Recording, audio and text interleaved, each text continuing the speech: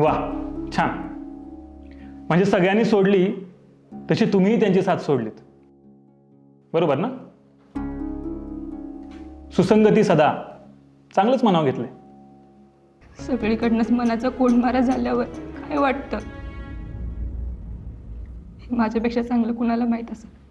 1-2 दिवस शाळेत ना आलं की माणसं विसरतात त्यांनी काय केलं ते, असं वाटतं कधीच नाही? अगं काय संबंध केवढा? तू रागात आहेस आणि आता काय बी बोलतेस. हो तर काय, डोक्या परिणाम झाला नाही ना ग तुझ्या?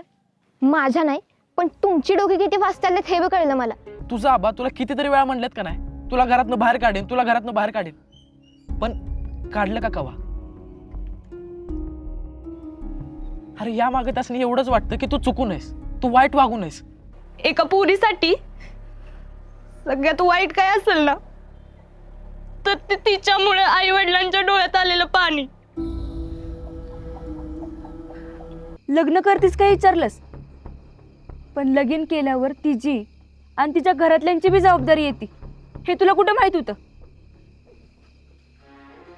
तिनं बघावं, बोलावं, हसावं, काळजी घ्यावी, मदत करावी.